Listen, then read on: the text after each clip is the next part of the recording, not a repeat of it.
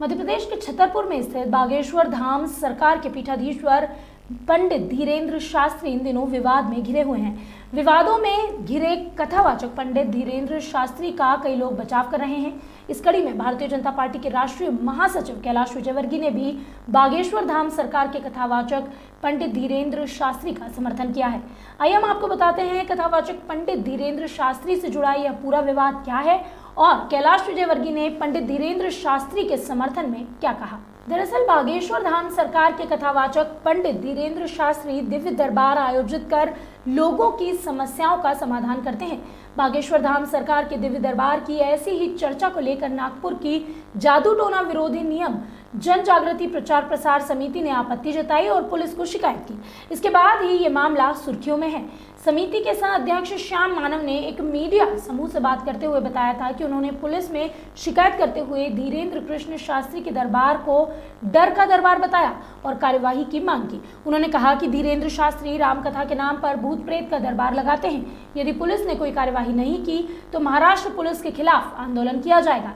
श्याम मानव ने पंडित धीरेन्द्र शास्त्री को चैलेंज करते हुए कहा था कि दिव्य दरबार में भक्तों के नाम और नंबर से लेकर कई चीजें बताने का वो दावा करते हैं। हमने उनके ऐसे वीडियो देखे थे, हमने उन्हें ऐसे दावों को सिद्ध करने को कहा था। समिति अपने 10 लोगों को शास्त्री के सामने लेकर जाती, उन्हें अपने जंतर मंतर ज्ञान के बारे में बताना था, उन्हें उनका नाम, नंबर और उम्र, उनके पिता का नाम बताना था। इसके अलावा पास के कमरे में 10 चीजें रखते हैं, उन 10 चीजों को उन्हें पहचानना था।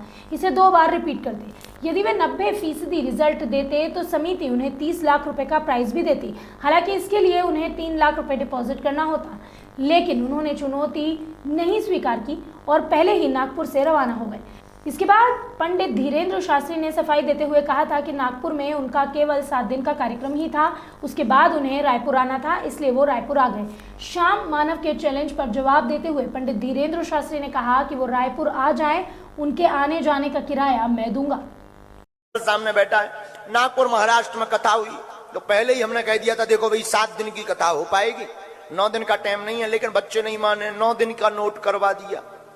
हमने फिर खबर भेजी कि 7 दिन ही कथा होगी और उस पर भी डलवा दिया कि भाई उसमें चैनल पे, और 2 दिन कथा नहीं हुई तो वहां के कोई तथा कथित हैं रावण के खानदान की वे बोले लो बागेश्वर सरकार पंडाल छोड़कर भाग गए जैसे उनके बाप की हमने मूला छुड़ा लाए हो। ठटरी के बारे नक कटा है, उन्हें यही शर्म नहीं आई है। वो बोले क्यों भाग गए, तो उन्होंने न्यूज पर एडवर्टाइजमेंट दिया, बोले दरबार के लिए हमने 30 लाख रुपए, बोले हमारा बताएं तो 30 लाख देंगे। नक कटा, हम तो फ्री में बता दें थे, नागपुर में नहीं थे मिल पाओ। अब उसे विचार करना चाहिए, 2 दिन दरबार लगा, 7 दिन कथा क्यों हुई, कितने दिन चली कथा, 7 दिन चली ना। अब ठटरी के बारे तुम ही नहीं आए तो लो रायपुर में दरबार है, आ जाओ, किराया खर्चा हमसे ले लेना, तुम्हारी ठटरी हम बार देंगे।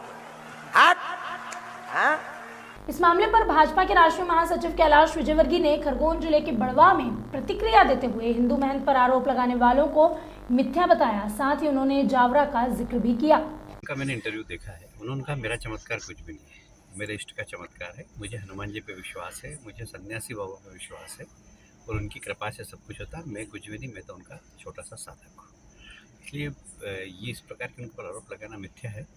और सनातन धर्म में ऐसे बहुत सारे लोग हैं, जहाँ कोई ये क्यों नहीं बोलता है कि जावरा के अंदर बहुत सारे लोग वहाँ पर लौटते हैं, पीटते हैं, उनके बारे में कोई चर्चा नहीं करता। और एक महात्मा जी के सामने, हिंदू महात्मा है वो, उनके सामने इस प्रकार की कोई घटना होती है तो उस पर लोग प्रश्न चिन्ह उठाते हैं। आज तक किसी ने जावरा के दरगाह पे किसी ने प्रश्न चिन्ह उठाए?